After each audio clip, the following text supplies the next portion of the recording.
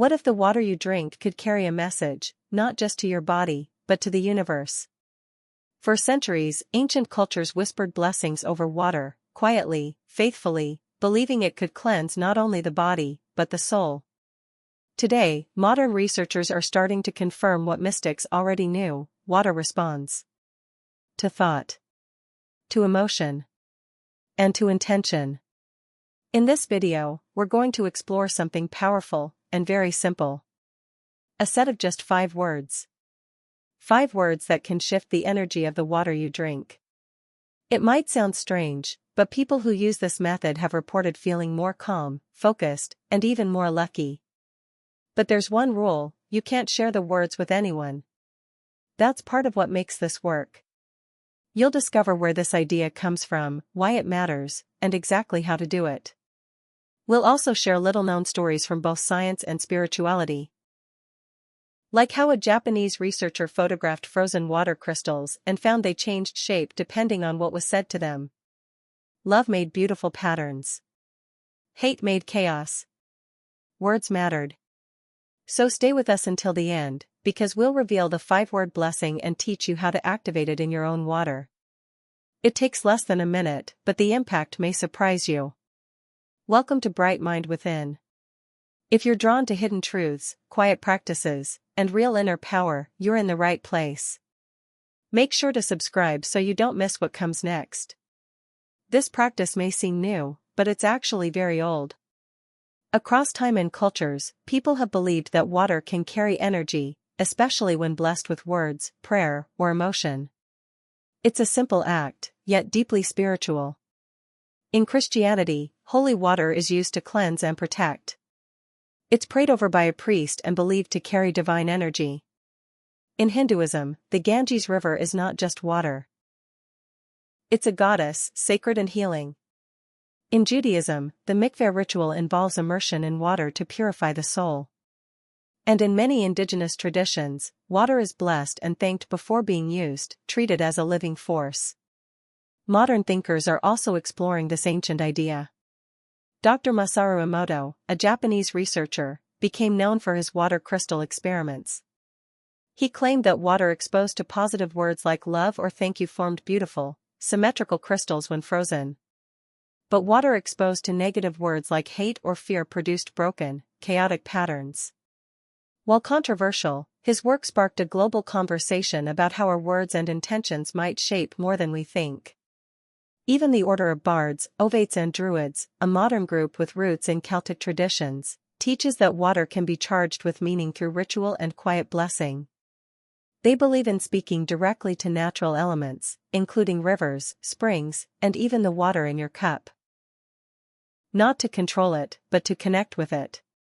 So when you hold your glass and speak 5 special words, you're not doing something strange. You're stepping into a timeless practice. A ritual of respect, gratitude, and quiet power.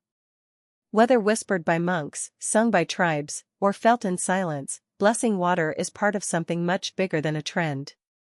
It's a bridge between the physical and the unseen. There's a quiet but growing belief that water isn't just a substance, it's a receiver. A carrier of intention. And the words we speak to it may matter more than we think. This idea is rooted in something both spiritual and scientific. Many spiritual teachers believe that when we speak words of love, healing, or gratitude to water, we're not just talking, we're transferring energy. Just like music or prayer can shift a mood, words can shift the structure of what we consume. It's a way of blessing what goes into the body, not just for physical nourishment, but for emotional and spiritual alignment. One of the most fascinating supporters of this idea was Dr. Masaru Emoto, a Japanese researcher who brought global attention to what he called water memory. Emoto conducted a series of experiments where he exposed water to different words, music, and emotions. Then he froze the water and photographed the crystals that formed. What he found was astonishing. Water that had been exposed to positive words, like thank you, love, or peace, formed beautiful, symmetrical patterns. The crystals looked like snowflakes, full of balance and harmony. But when the water had been exposed to negative words, like I hate you or fear, the crystals were broken, misshapen, and chaotic. It was as if the water had reacted to the energy of the words. Emoto's work has been debated in scientific circles, yet many people found deep meaning in his results.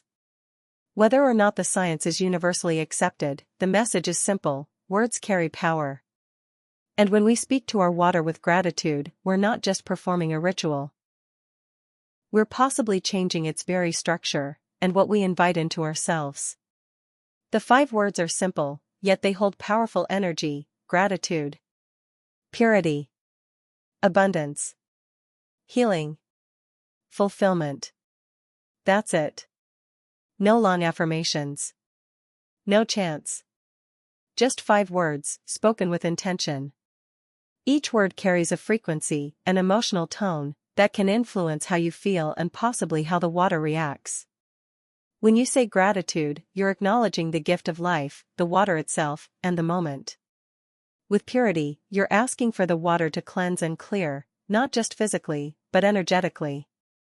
Abundance invites flow, not only financial or material, but emotional richness. Healing speaks to the body, mind, and spirit.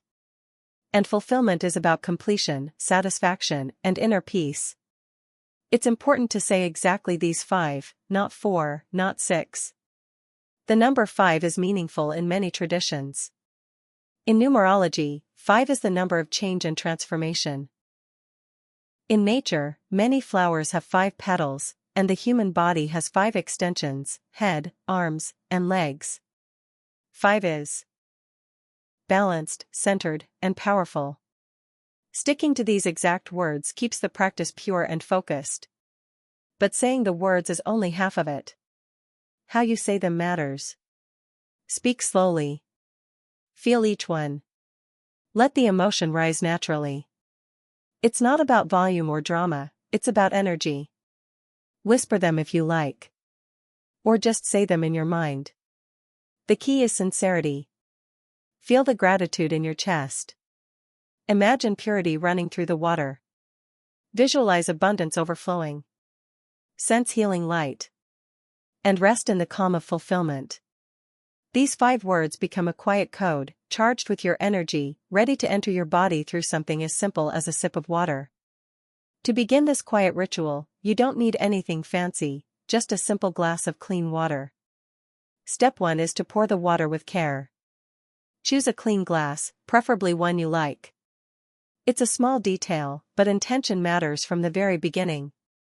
Now, step 2, hold the glass gently in both hands.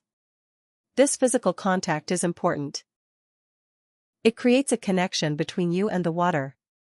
You're not just holding an object, you're holding something alive, something that responds. Step 3, close your eyes and take a slow, deep breath.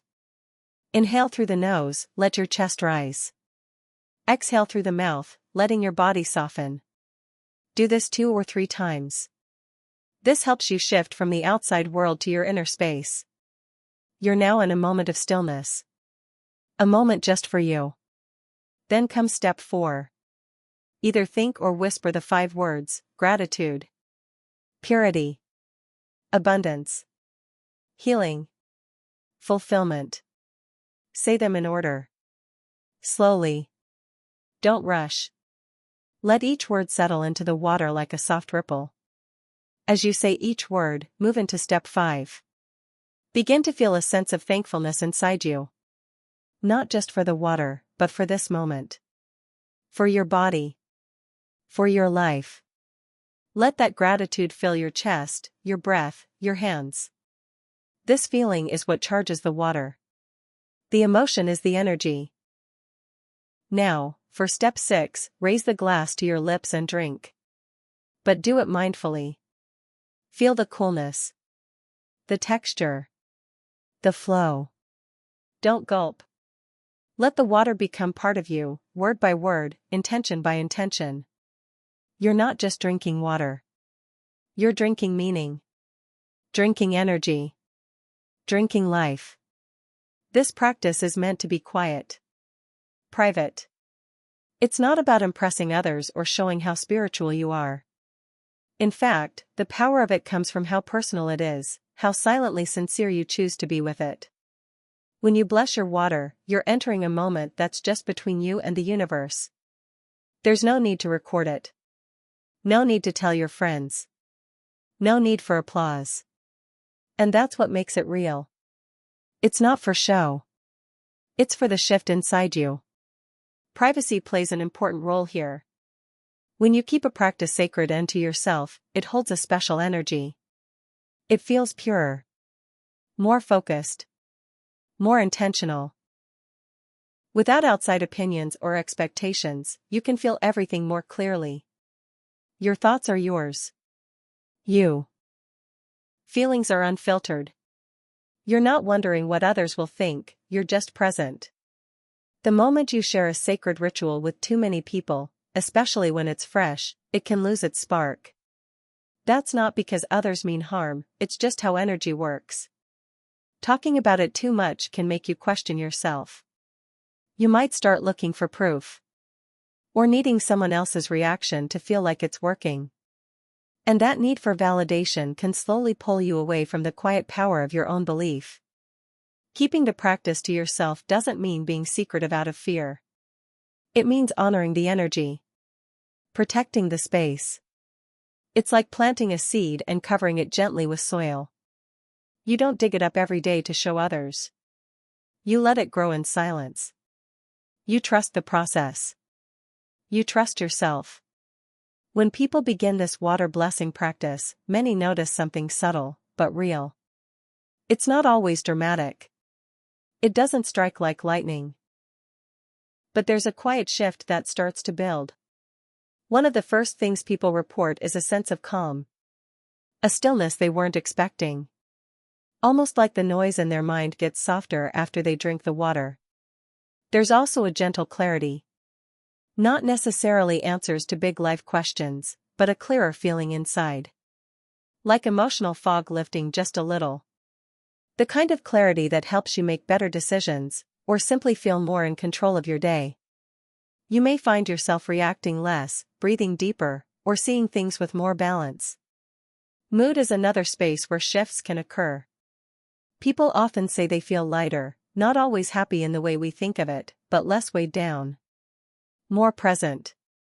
Less scattered. Some even notice they feel more open to others, more compassionate, or more patient with themselves. It's not magic, but it's movement. And it's personal. Each person's experience is different. Some describe a gentle energy boost. Not like caffeine, but like an inner current running a little more smoothly. Others find that aches or tension ease just a little after a few days of practice. And while these effects can be subtle, they tend to build over time. The more consistently the ritual is done, the more the body and mind begin to respond. It becomes part of your rhythm, something your energy starts to recognize. What begins as a few simple words over a glass of water can become a small anchor in your day. A pause. A breath. A way to reset. People who keep it up often say they can't imagine starting their morning without it. Try this practice just once a day for a week. It only takes a minute, but it can quietly shift the way you feel, inside and out. Bless your water with the 5 words. Drink slowly. And go on with your day as usual. No need to force anything. Just observe. 5. Pay attention to small things. Your mood. Your energy. The way you respond to stress. The thoughts that come and go. These are the gentle signs that something may be shifting.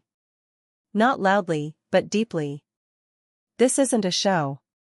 It's a quiet alignment between you, your words, and the water you welcome into your body. So keep it to yourself, and watch the change. If you found this helpful, please like this video and subscribe to our channel, Bright Mind Within, for more quiet, powerful practices that truly make a difference.